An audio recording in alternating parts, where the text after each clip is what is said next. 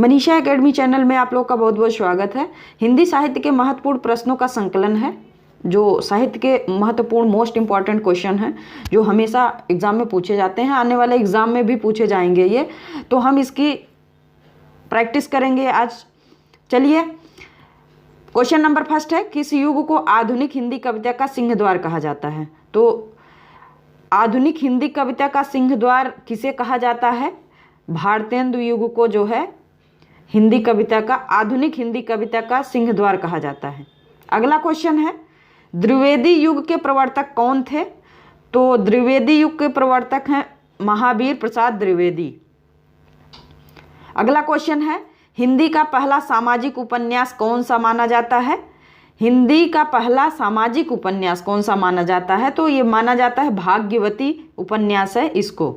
चलते हैं अगले क्वेश्चन पे। सन 1950 से पहले हिंदी कविता किस कविता के रूप में जानी जाती थी? पूछा जा रहा है कि 1950 से पहले जो हिंदी कविता है वो किस रूप में जानी जाती थी? तो ये जानी जाती थी प्रयोगवादी के संदर्भ में।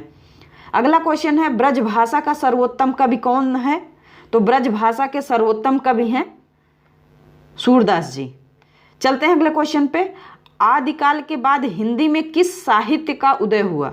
पूछा जा रहा है कि आदिकाल के बाद हिंदी में किस साहित्य का उदय हुआ?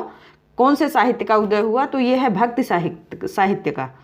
चलते हैं अगले क्वेश्चन पे। निर्गुण भक्ति काव्य के प्रमुख कवि कौन है? तो निर्गुण जो भक्ति काव्य है इसके प्रमुख कवि हैं कबीरदास जी। चलते हैं अगले क्वेश्चन पे। किस काल को स्वर्ण काल कहा जाता है? तो भक्ति काल को स्वर्ण काल कहा जाता है। अगला क्वेश्चन है, हिंदी का आदि कवि किसे माना जाता है? तो हिंदी के आदि कवि के रूप में स्वयंभू जी आदि कवि माना जाता है। आधुनिक काल का समय कब से कब तक माना जाता है? तो आधुनिक काल 1900 से लेके अब तक माना जाता है। अगला क्वेश्चन है, जयशंकर प्रसाद की सर्वश्रेष्ठ रचना कौन सी है? तो जयशंकर प्रसाद जी की सर्वश्रेष्ठ रचना है कामायनी। चलते हैं अगले क्वेश्चन पे। बिहारी ने क्या लिखे हैं? तो बिहारी लिखे हैं दोहे। अगला क्वेश्चन है, कबीर किसके शिष्य थे? तो कबीर जी जो है रामानंद जी के शिष्य थे।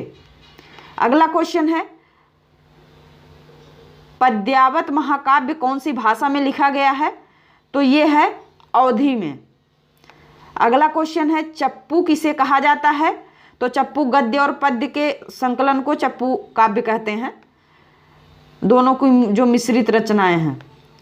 कलाधर उपन्यास, अगला क्वेश्चन, कलाधर उपनाम से कविता कौन से कवि लिखते थे?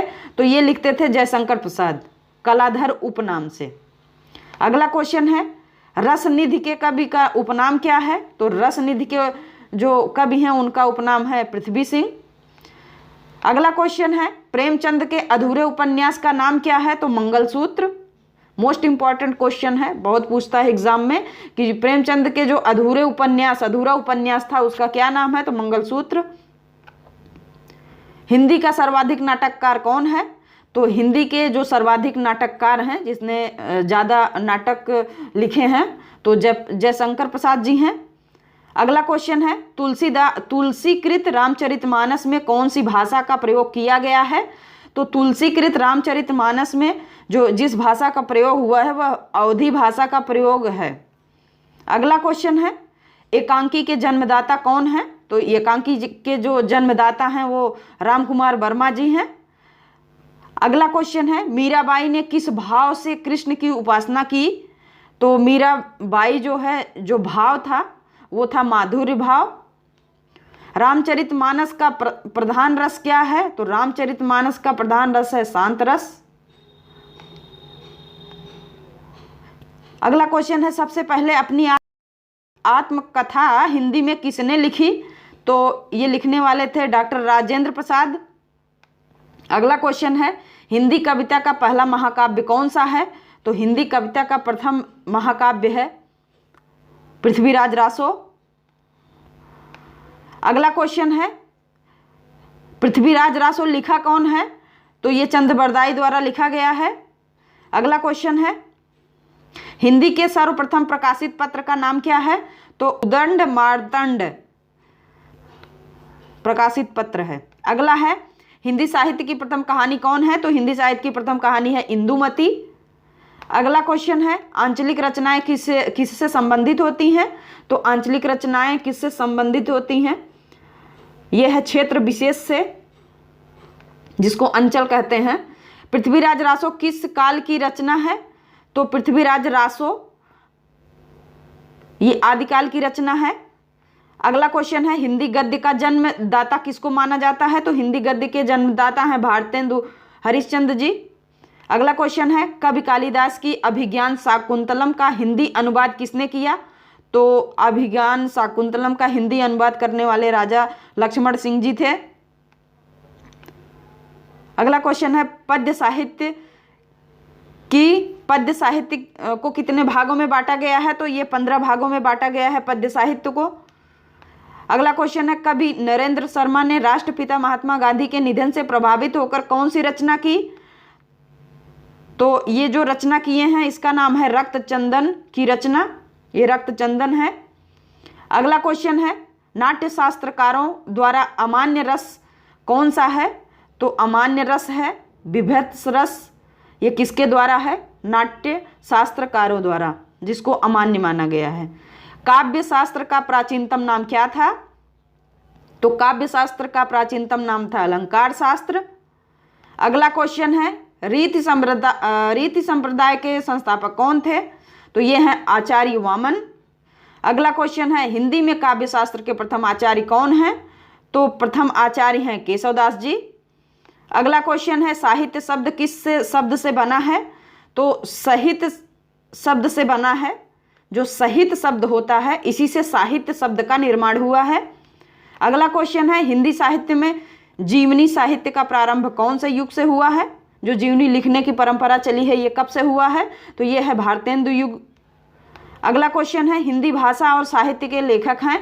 तो हिंदी भाषा और साहित्य के लेखक हैं श्याम सुंदर दास जी। अगला क्वेश्चन है मनुष्य एक सामाजिक प्राणी है, यह किसने कहा है? तो मनुष्य एक सामाजिक प्राणी है, ये कहे हैं अरस्तु। अगला क्वेश्चन है भाषा किसे कहते हैं? तो मनुष्य अपने मानसिक विचारों की अभिव्यक्ति के लिए जिस माध्यम का प्रयोग करता है वही भाषा कहलाती है। अगला क्वेश्चन है भाषा शब्द की उत्पत्ति कहाँ से हुई है?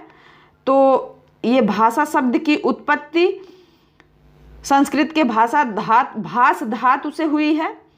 अगला क्वेश्चन है सामान्य शब्दों में हम भाषा को किस तरह से व्यक्त करेंगे?